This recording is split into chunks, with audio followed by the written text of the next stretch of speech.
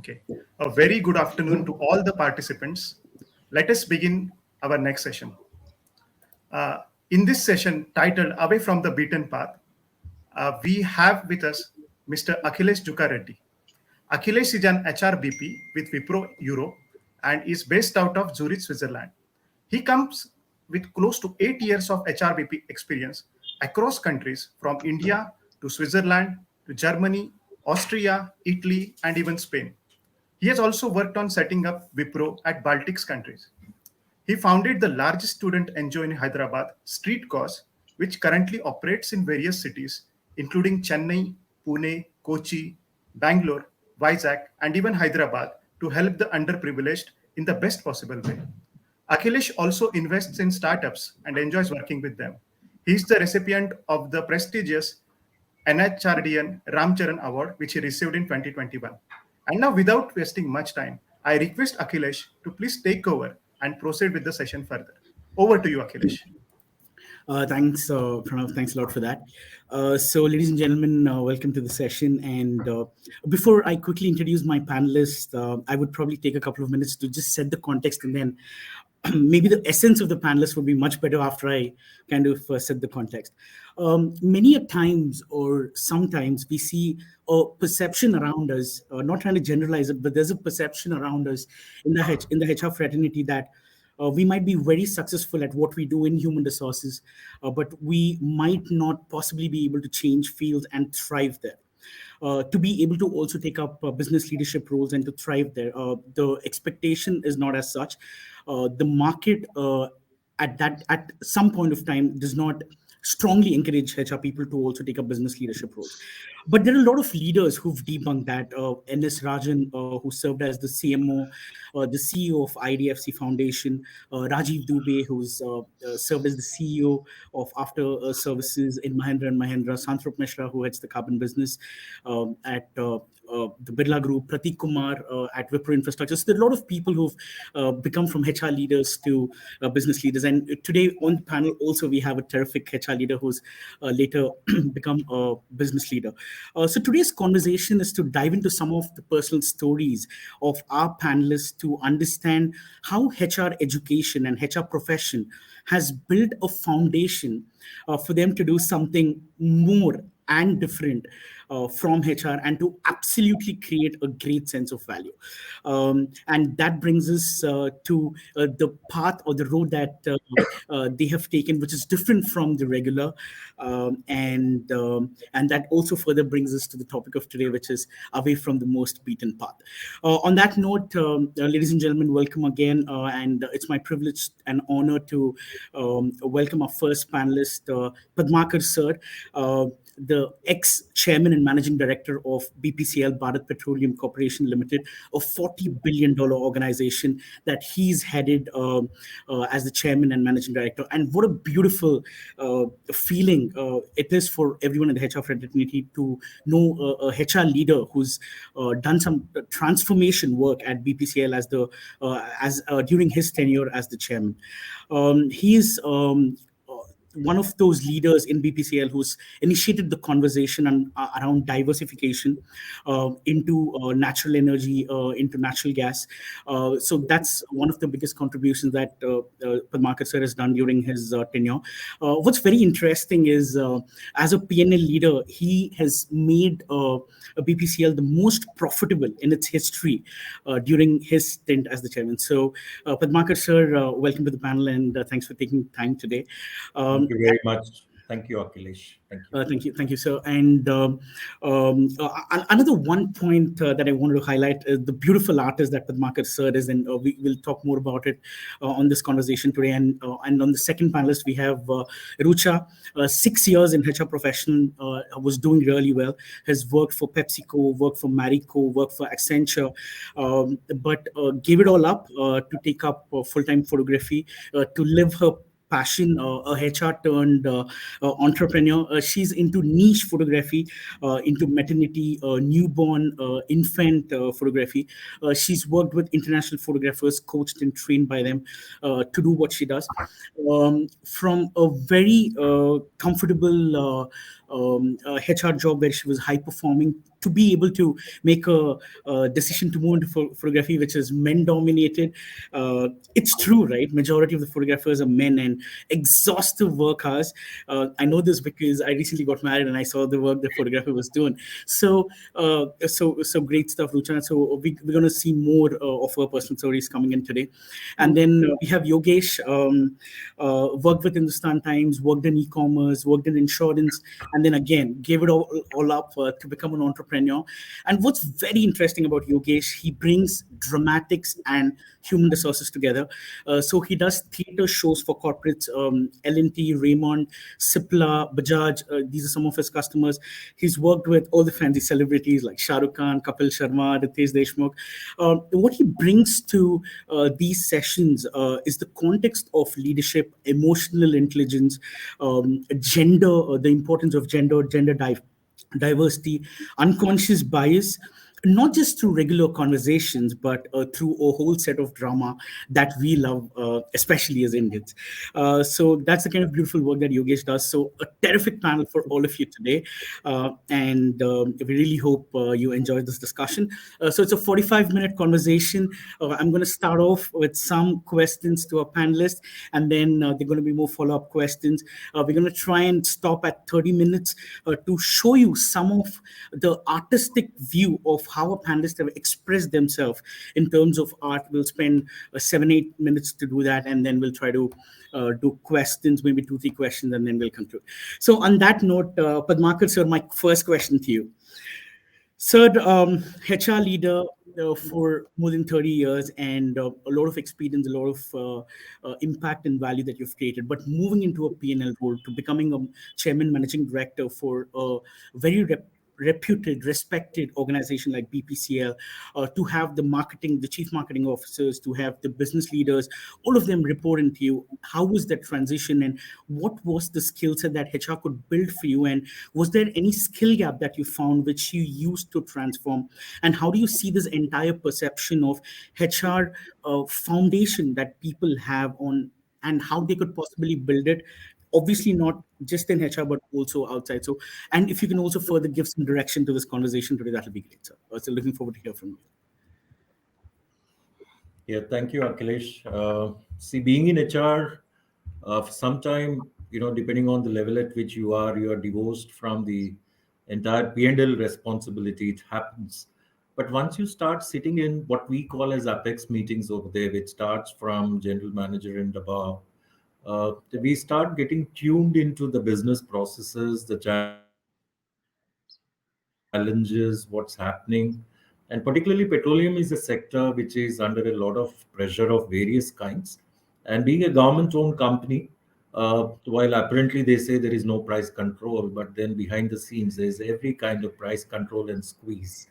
So we have also learned cost management along the way. So while in HR, like one of the things we saw early on, which was some 25 years back, that we don't need recruitment anymore of workmen. So we stopped that completely. And then as we went forward, we also saw the responsibility for leadership pipeline development. So those things came naturally to us. But having been on the board for 3 years and then suddenly being entrusted with the chairmanship, it became a little easier because I was part of the board discussions, and many a times I had to intercede for the chairman and other directors, because one had to make sure that they don't plead their case too much before the government directors as well as the independent directors, because we need to make sure that the dignity of the position is maintained. So those were the times when even someone like me could butt in and tell them very clearly, aren't we losing focus? I mean, the real issue is this, but we are discussing something else. Can you leave that to me to handle and get back to you? So that is how even some of the major project decisions also got taken. Yeah, but once I became a chairman, one thing I was very clear. Day one, I spoke to my other friendly directors who were, that time we were only three of us. And so I was handling two portfolios, chairman and director HR. And one of my colleagues, who's currently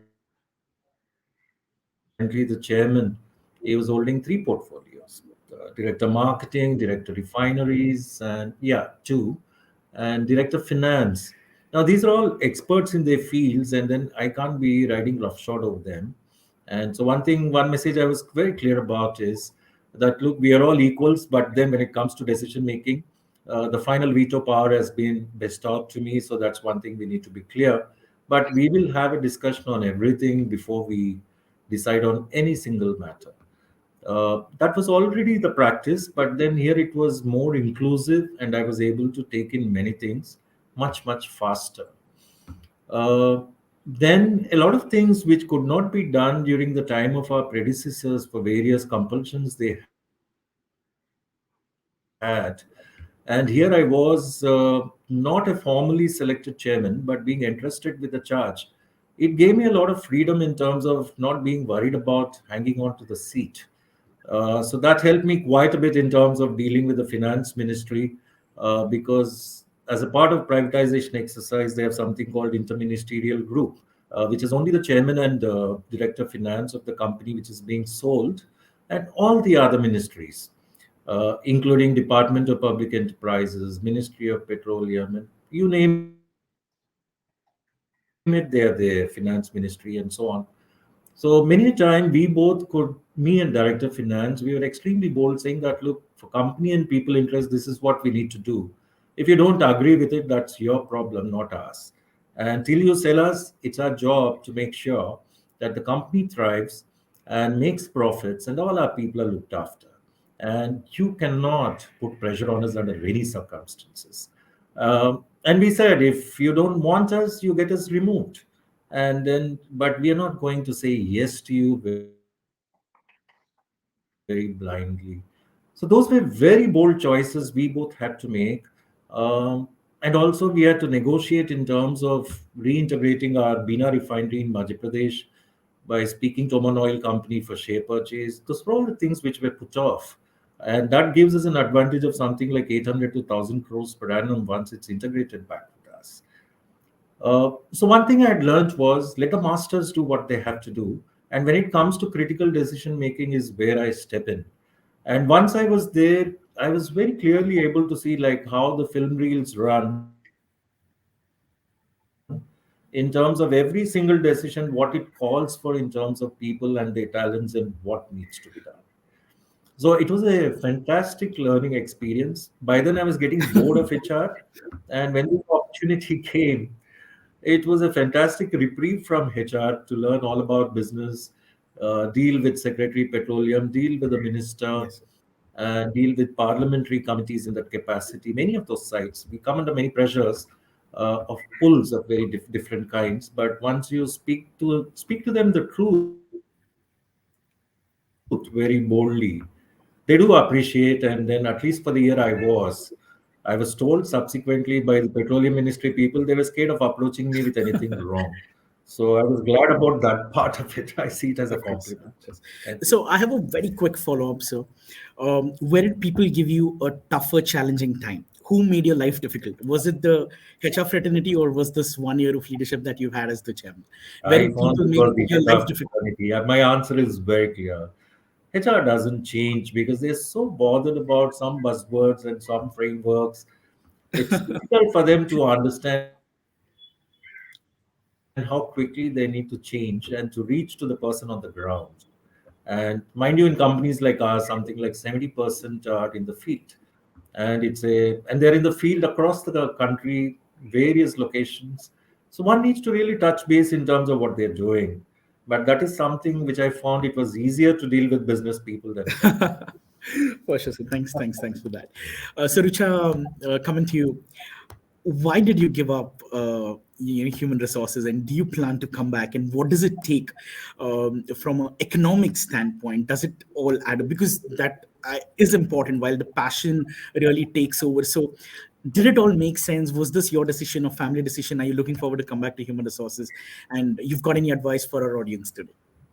Absolutely. Thank you so much, first of all, NHRDN, and really humbled to be alongside eminent panelists. In fact, Padmakar sir, who has taught us during college days, and my fellow batchmate Yogesh. So, coming to your question, Akhilesh, why? I think that's the motivating factor which has, led me to take this different path. I'm a solopreneur, by the way. I'm into the business of telling stories. It's visual storytelling. So on the face of it, photography, videography, these are tools. But what is it? It is all about. So I personally believe that each one of us is, a woven together string of different stories. All of us play so many different roles on the professional front, on the personal front. We have our interests, etc., and that is what makes us a complete personality. So I also have a lot of interests, and juggling all of those together, leading a more creative and a more fulfilling, enriching kind of a life on a daily basis is what I wanted to strive for. So that's what motivated me to first, I actually established my first venture, which was a jungle travel company. And thereafter, it was for a very niche audience. So gaining profitability over there in a, fashioning it out in a very sustainable way was not possible. Thereafter, I thought, what else can I do to kind of marry all my interests and make it financially sustainable, emotionally sustainable, and so that I can do this as a lifelong commitment. So that's where Life in Clicks photography came into the picture. And basically, the motivation is also, to make a difference in people's lives. So photography is all about telling stories, capturing the authentic self behind, the subject who we are capturing in front of us. So when I do portrait shoots, whether it's for corporates or newborn photographs, it's the very joy of, that moment. So for example, a lot of my clients are new mothers who are in a very vulnerable stage. They're still figuring out. So being a part of that special moment, which, that moment is captured, is going to be there for their life, throughout the life of the baby, and whether I am there tomorrow or not, that moment, that, memory is going to be there forever. So I just believe that very fact, that making a lasting imprint on the clients that I deal with, that definitely kind of, enthuses me every day. So that's one of the main motivations, apart from the creative element, apart from the passion which is there. So yes, passion is good, but to make it sustainable, it has to be a part of a business plan. There has to be profitability. There has to be a P&L mindset which goes into it, so that that passion can actually become a profession and not just a hobbyist kind of a profession. So I think Okay, that's been yeah. my belief. Yeah, sure, Ruchi. So I have a two quick follow-up questions. One is during the transition, right? What was your mindset on the economics of it? Because you were salaried and it was obviously comfortable. And how did that transition happen? And for people who are in the HR fraternity and who want to make such bold moves, what do you suggest? Right. The second is on, did HR education and HR career of 6 years help you in a certain way? Because you talked about PNL mindset. That's not something that we regularly do in human resources. So how do you, kind of bring that up? Absolutely. So I'll come to your second question first about HR helping me, because I think that has really helped on to building a business and making the passion profitable, as the first question which you put forth. So throughout my career stints with PepsiCo, with Accenture, with Marico, I had a lot of business partnering, which was a part of my roles. So having a upfront visibility of how the business mindset, it understanding PNL elements, the hard skills, so to say, is something which I derived quite a lot from my interactions with business leaders, with HR leaders as well. However, more importantly, I believe that HR has really helped me understand the innate psychology of people. So right from, for example, if I talk about the portrait shoots that I do for corporate headshots, etc., this entire process where I capture through detailed conversation with the subject about what are the values, what are the innate fears, what are the motivations. Deep discussions ensue into planning that portrait shoot. So, as they say, a portrait shoot is not about clicking the person in front of it, it's about clicking the soul of the person. So, elements like, we have heard about in HR a lot is authenticity. Do we capture the authentic person when we capture a portrait? Or is it a balance of what we want to portray versus what we actually are, our true selves, what we call it? So all these elements matter quite a lot in bringing the HR knowledge applying it and then developing it into visual storytelling element. So that's one part of your the second question which you Yes. had. As far as the first part is concerned, yes, jumping into unknown waters very difficult when you're used to corporate steady Yes. job where you have a salary, etc. I think what is very important to know is the why you are doing it. So there have been ups and downs. There has been the pandemic where we were closed for almost 7 to 8 months through the two waves. But sustaining through that requires a lot of resilience. That is also something that I have learned along the way through my corporate career as well. Resilience, emotional stability, these are things which you get thrown into the water and then you learn how to swim. So that is a very important part. Apart from that, one very important thing which I believe in taking the plunge is not putting all your eggs in the same basket. So while this is one part of my work, a majority of my profession, I do write a lot on travel. I do write for HR publications. I do also compose poetry, and those are different, kind of divesting all your interests in financial sources to kind of sustain in the long run. So Oh, that's perfect. Thanks, Richa. So thanks a lot for that. So Yogesh, over to you. Hi, hi. Uh, Good afternoon, everyone. Yes. so Yogesh, I think the theater group that you've set up, I think, is very unique, niche, and it's one of its kind, right? So why Yes. this thought? And uh, generally, it would be a theater group that would come up with an idea to intervene into some sort of a problem solving, but it's a HR person who's picked up dramatics and is trying to solve problem through entertainment to the best way of communication. So why, how, and what does it take? True. So true. To be frank, I was into theater, and I was into amateur theater. To be frank, when was in institutes like when I was doing my graduation or when I was in my junior college, that kind of gave me a flair of theater. So I used to do theater without really understanding how it helps people or how. So I used to only see the entertainment perspective, and usually people only see the entertainment perspective of theater. Now when I met Tissians, and when I studied in TIS, and the 2 years of TIS kind of exposed me to the societal importance of theater and how important theater is for the society. And then when I started working, I came across these forms of theater which are primarily used for revolution, like theater of the oppressed, and then playback theater, and there is theater of the different forms, especially in the European culture. And then when I reflected back in India, also there was certain each region has their own genre. Like in Gujarat there was Bhawai, in Maharashtra there was Tamasha, and then and there was so much. India is so rich in theater. Like in every region has their own. Now that kind of excited me. Now when I take a form which is only seen as entertainment, and I kind of add the values of human resources or the problem solving approach of human resource, which I learned in TES and which I applied in my workplaces, I understood that I can marry both my passion and profession together. And that was the first, I would say, stimuli for me to, okay, this is possible. And this, so people who would tell me that, you cannot uh, enjoy your work and make money, or you can not strike a balance between passion and profession.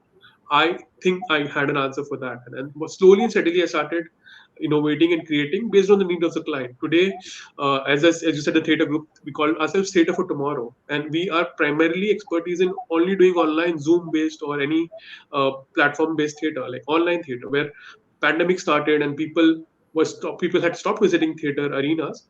Uh, we brought theater to their laptop screens, by so here we replace the physical movement and other elements of theater through psychological trigger. Yeah. I started involving people at the mind level, where even after they've watched my play, the thought will still trigger in their mind about a change or a revolution, or as metamorphosis, the word itself. It's a, like, a continuous process of growing and changing. So yeah, that's how we kind of thought. Wow, that's wonderful, Yogesh. So, Padmakar sir, I have a quick follow up on what Yogesh has mentioned. As an artist yourself, do you see this as evolution in human resources itself to be able to do what Yogesh is trying to do and solve? It's very true. Akhilesh, because I'm very glad to come across Rucha and Yogesh, who have started it very, very young. And they started integrating that with their HR and business practices. In my case, I didn't have the guts to do so, and nor did I have the opportunities. But in my case, I just kept it on. And this really helps you see various perspectives in terms of human dynamics and including about self, because most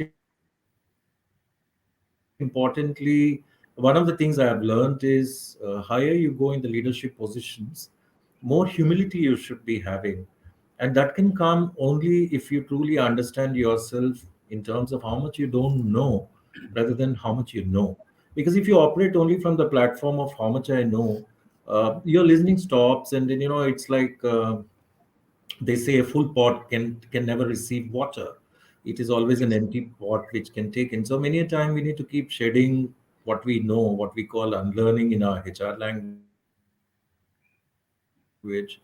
But these are the kind of things which these arts teach you in terms of suddenly they make you understand how minute you are in the scheme of things. I mean, if I have to speak it philosophically in the cosmic scheme of things, am I really doing this, or am I not using someone else's techniques, processes, methodologies in terms of creating something I call my own, which is also happening. Like when Rucha clicks, takes a picture, it is in the here and now about that person and that authentic person that comes out. And then same with what Yogesh does in terms of expression.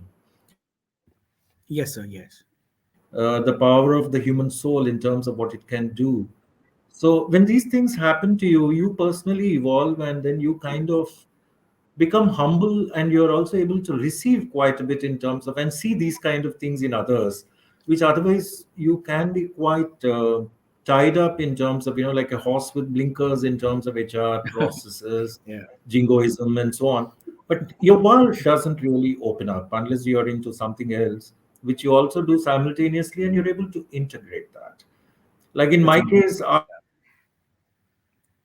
art taught me the power of trying to grow beyond from micros to very large canvases in terms of how does one do it. That's it. There was, like I told you some time back, my middle class modesty, many of these things stood in the way in terms of will this canvas go for a waste. Now Rucha fortunately is in a journey when she doesn't have to worry about film, it's only digital photography. But when I took up photography, it was about should I be wasting the film or should I be clicking? Yeah. Because there are costs associated with it. Yes. So in case of Yogesh, probably it will be in terms of getting the best out of the person at that point in time when it is very, very impactful. It's not easy at all, getting all these things happening. So yes, to answer your question, you evolve quite a bit, and you end up becoming very expansive, very inclusive, and you also learn that in this entire world you are but a speck of dust, and that humility is very, very helpful in terms of Yes. self-evolution. Absolutely, sir. Thanks. Thanks for that. So Yogesh, what's going to be your advice to someone who wants to make a transition? And again, the question again, I keep asking this: how did it make economic sense, and what do you think people should do? How do they balance the economic sense of it and passion? So I'll just share a quick story. When I left my job, and for the first time when I resigned, uh, I didn't tell my family because it's a big decision to involve your family that you're leaving your job. So until for next 3 to 6 months, I was able to make the same amount of money which I used to make through my passion, which I used to get from my job. And after 6 months, when I had made a respectable amount and got enough confidence to tell my parents that yes, I've been jobless from last 6 months and I've been making enough money and same money and sometimes even more by working on my passions. So they kind of very overwhelmingly supported me from that day onwards. Okay, this person knows what to do, and he also is okay with doing what believe strongly believes in something, and we need to rather than opposing him, support him. So only that kind of changed my perception and gave me a lot of confidence that yes, now I have a support of my family and I don't have to really stop at any point of time. So I think what really any family member or any person who loves you is concerned about is your safety and well-being. And if you are able to assure that whatever you're doing is creating enough value for the system around you, and whatever means you are using are ethical or not totally illegal. Not so. I think these two things are enough to assure anyone on this planet. How you do it through an open dialogue. You do it by showing them what you have done in the last for a month without not telling them. It's something you have to decide based on what is your configuration with your relationships. That is something you have to choose for yourself. But I would just say that these two things not don't won't change. If you are able to assure them that you will be able to do good, uh, and you are confident enough to take your own decisions, I think they will be more than happy to stand beside you rather than stand against you. That's Awesome. something. Thanks, Yogesh. So, Rucha, before we go on to the next theme where we're going to show art and use the last 13, 14 minutes, Rucha, what was one of the most difficult conversations that you've had from your friends or your customers or any, and during this transition? I mean, it could be about your photography or about the transition, or was there any very difficult conversation that you've had and which it really kind of drained you emotionally? If your decision is right, if you're on the right path, if people don't like your pictures, was there any very transformational, emotionally draining situation that you've had? Yes. So, as Yogesh mentioned, I'll completely resonate with those thoughts. Had a similar journey where disclosing to my family that I'm, going to leave a very stable job and pursuing something which is unheard of, newborn photography. Who even does that? So that was definitely very difficult.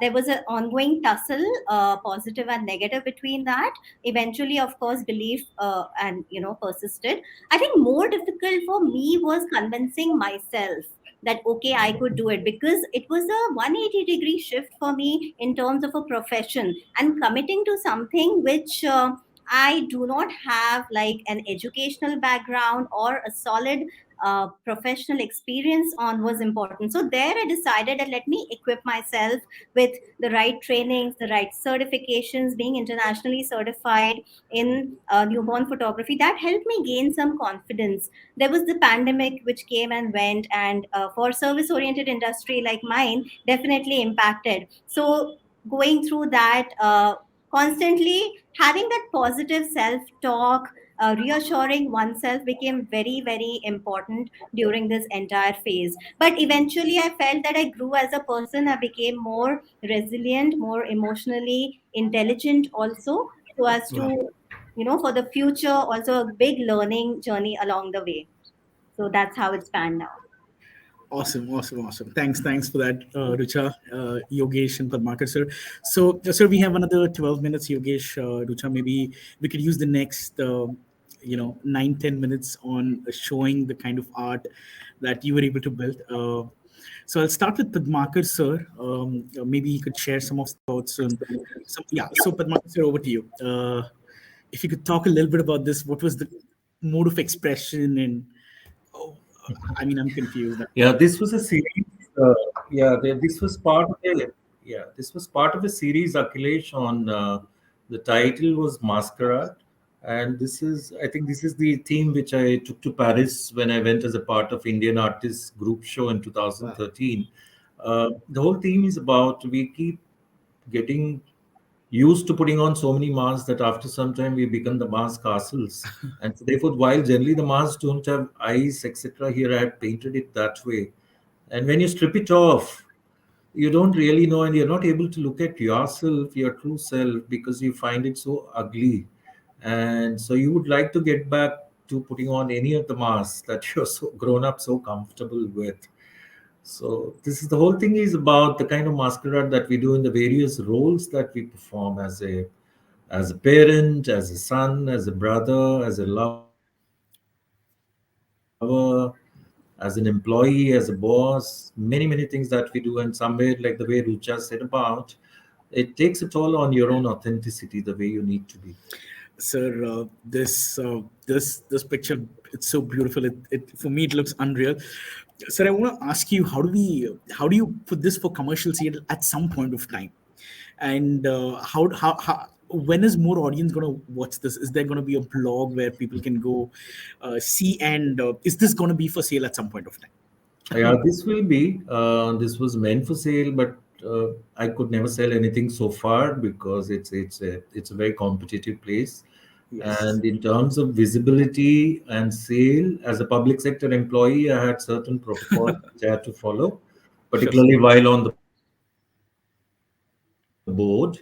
So therefore, last 4 5 years, I chose not to exhibit at all. But from in April onwards, I have my first solo show coming up in Jahangir. So from then on, I hope something will kickstart here. I do have a website that needs to be kickstarted again in a Beautiful. very different way. Beautiful, sir. So the other painting which really struck me was this is me on a bad day. So I want your thoughts on this one. Why did how did you feel the day you painted this? Did you have a bad day, or what led to this painting? See, all of us have certain ugliness in us which is not visible to the public, and we won't like to bring it to ourselves many a time. Uh, at the same time, so therefore, based on that personal ugliness of mine, I had, in fact, by and large, I'm an introvert, and but when I'm extroverted, I can be totally that too. But by and large, I enjoy my solitude and I'm an introvert. And so this whole thing was also about, in terms of owning up the other gender in you and try to be as wholesome as you can be. Because many a time we are gender coded. A girl has to behave like a girl, think like a girl, or whatever. And a boy also has to do many things like that. So in the process, you get deprived of not touching your wholesomeness, because a part of you which is left behind and which you're not embracing, you're not integrating yourself. So this theme was about that. It was about the masculine and the feminine integration, which in our mythology it is called as Ardhanarishwara, which is very beautifully explained. So the whole thing is about coming together and being a wholesome person. So this is a series again. This is a part of a series. That's terrific, sir. It's such a beautiful. I could fully resonate to this. All right, so thanks for that. So another 8 minutes. Rucha, over to you. Looks beautiful, but very ambiguous, very confused. So this is part of the corporate services. It's a professional portrait which I did for one of the HR professionals, and the light has been shaped such that it's coming from one side, a pen in hand, and just looking towards the light. So there are different ways in which we can interpret photographs, right? So this can be about innovation, a bright idea suddenly striking you, or you mulled over it and you made something concrete of it. It can also be about women empowerment, light being thrown on this female corporate employee, and the potential is being enlightened. So there are different ways of bringing this to light, and this very much resonates with the corporate offerings that we have, which tie into the HR background, which is diversity and inclusion, employee engagement, and all those elements. So that's where this powerful persona of this person and that moment of enlightenment coming into picture. Wow, thanks for that, Rucha. So, Rucha, we have your second photograph here. If you want to quickly, this seems beautiful. This looks beautiful. Thank you so Uh, much. yeah, So and how did you come? How do you come up with those thoughts? Like a baby, wrap it, put it in a basket. I mean, what kind of creativity does it take, and like how does it work? How does your mind work when you start building a thought like this? So I take a lot of inspiration from the different facets of my life. I love traveling, I love reading, I love playing the sitar. So that's how these all these different ideas come into mind. I keep researching. The swaddling part is obviously the technical part which I learned during my certification. It's always important to be out there, give new offerings to your clients, because that's where the repeat business, the repeat people coming back to you for more, that's where that comes from. So constantly reading up and going back to who am as a person, what are my interests, what are my hobbies, that really helps me. This is like a nature inspired setup for a newborn baby, and the parents also were very much nature lovers, so that's what we kind of put together. So That's thank you so amazing, much. Rucha. Thanks for that. So, Yogesh, over to you. We've got some screens where, if you Yeah, could sure. talk about the theater, the character, Right, right, what does it right. do? So I'll quickly, in a nutshell, say that theater premise has, or even filmmaking has three major elements: character, situations, and emotions. Now, usually in a workplace scenario, we have very little time for emotions. Now, what is character? How I understand is, if you can recollect some of the images, you remember Dhanno, the horse, or the phone in the movie Hera Fairy, or Gabbar Singh, or Mogambo, or whatever. They are nothing but it's an illusion of being a human person. It could be static or dynamic. Now, usually in a routine, when we have grown from childhood, the constant reinforcement in our mind is we have to work hard, we have to start to be successful, or we have to do everything by putting 100% efforts, so much, and we have to make it is assumed that our routine has to be a little boring and mundane, and any change of having any source of entertainment in a routine, it's considered to be a waste of time. And this is where your brain kind of, after working for in one particular zone for a while, needs a break, and it could be a small break you want. So now if you can just change the slide.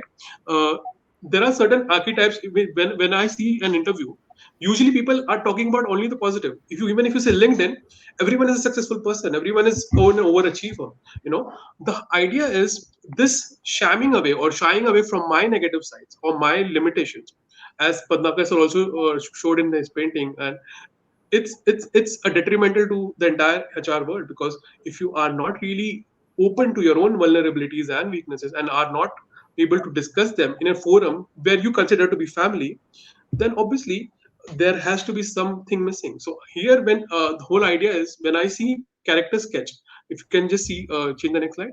Now every character sketch, then in the next slide, character sketch is a little more complete picture where it has accommodation of everything. Now if I see my team members and my own self as a character and make my own character sketch, I'll be in a better position to make decisions. I'll be in a better position to handle my relationships, and I'll also be in a better position to do what is expected from me in that particular situation, rather than attaching my. So this experiment we did with an organization where we linked the job description to their favorite superhero character, and this is how we were able to add more value to. So here the vulnerabilities like my mental health, my psychological limitation, and even to the extent of, say, my expression in terms of love and conflicts and triangle, it's equally important. Now if my workspace is encroaching, no, I see it's a small observation which where I see people want to provide everything at their workplace. They're giving them gym, they're giving them a hobby club, everything, but they are not giving them time away from their work colleagues. They're not giving them time away from that particular. So they're constantly thinking about work. And once you are able to give them some breather, they will come back refreshed for you. So it's like a refresh button on your laptop. You need to use it as per your liking. So yeah, so that's the closure I would like to give. Is one thing. Thanks. So Thanks for that, Yogesh. So we have 2 more minutes. So today we've met terrific creative geniuses. We've met Padmakar sir, Rucha, Yogesh, HR turned entrepreneurs, Padmakar sir with his terrific leadership, business leadership at BPCL. I think a lot of takeaways for all of us, but fundamentally one major takeaway is I think the HR education, the profession of HR gives us a lot of context, which not just allows us be successful in the human resources fraternity, but gives us a huge opportunity to do more at business, at creative level, uh, leave jobs, quit good paying, well paid salary jobs, and do take steps like how Rucha and Yogesh did. Conversation. But before we close, I want to ask you the most non-HR question at this point of time. The topics away from the beaten path. So, what's happening in Russia? What are your thoughts? The stock market is crashing. The Sensex is down. The crypto markets are crashing. Is it time to buy? Time to sell? What are your thoughts? Last 1 minute. So, Padmakar sir, Rucha, any thoughts, Yogesh? I have a closing thought. So I strongly believe for the initiative of farmers and farmer suicide. More people have died out of farmer suicide than pandemic every year. So I would like to bring this small statistics that if like investing in stock, if 10 human beings are able to invest in one farmer, we will never see a farmer suicide in future. So I would just like to pitch in for this cause that it's important to invest in future, but it's also important to see how you can contribute in the present. So all this currency, crypto and everything is going to secure a future, but what will what is the value of your future when you would not have human values with you? So so take care of your humans around. All right. Yeah, Thanks. I think my take on what you asked, Akhilesh, is I think as a country we have many issues that we need to really work with. Yes. I think just as Mr. Putin is doing what he does, and there are many others on our side, so we need to be more wary about ourselves. Then only we'll be able to. I mean, we need to consolidate ourselves. That we have enough issues, and we have Yes. many aspects that we need to work towards. And I only hope that this does not escalate into something greater. Yes. Yes. Yes. That's my fear because it just as everyone's just coming out of the pandemic and it's all its evil effects, and suddenly there's this evil man who decides to do something over there, and already Yes. many people are dead. I'm told Yeah. already 20,000 odd people have died, civilians, for someone's political aspirations. I think we also need to, as HR people, we also need to worry about is uh, is my aspiration really bringing joy to people or is it bringing a lot of disaster to my organization? So we need to take that example from Mr. Putin and then see how we can really be more humane than being very, I think his model seems to be to just go and annex and then get some strategic advantages with Europe and so on. But while that is his thing, I think we also need to grow our business, but at the same time, we also need to develop our people and look after them well. Yeah, so Absolutely. that's my thought. So I embracing think the duality is the key. Like if we embrace, we all are dual. Uh, where I am a king, I'm also a beggar. So if you embrace the duality, I think that's the way to start. Awesome. I think Now as to a tell, culture yes. in India, we have rich traditions, rich culture, which somewhere we do not really, bring on from. So we do need to kind of, humility, as Padmakar sir kindly mentioned, and other elements where we are more self-aware and more true to ourselves. So that will definitely help us override if we, as at individual, organizational and national level, keep those basic core elements in whatever we do. So that is very important. Awesome. Thanks, Rucha. Thanks, Padmakar sir. Thanks, Lord Yogesh. Thanks, Pranav. And thanks to the Thanks president everyone. of NHRD, the Mumbai chapter, and the Pune chapter for this terrific conversation opportunity. Thank you. And thanks for the great session. Thanks. Thanks, everyone. Thank Thank you. you very much. Thank Thanks. you very Thank you very much. much. Thank Grateful you, to all. everybody, Thank for you. giving this Thank you, opportunity. everyone. Thank you. Thanks. Bye. Thank you. Thanks. Bye-bye. Thank you very much. Have a great evening. Ask me the biggest sin in the world, and I would say that being a host and closing such an engaging session, that is. But anyway, closing on the note that we all wear so many masks that we ourselves become masks. That is what I thought was perhaps the crux of not following the beaten path.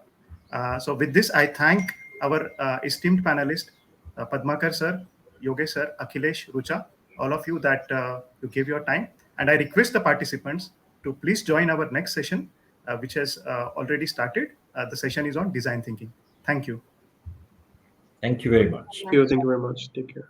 Bye bye.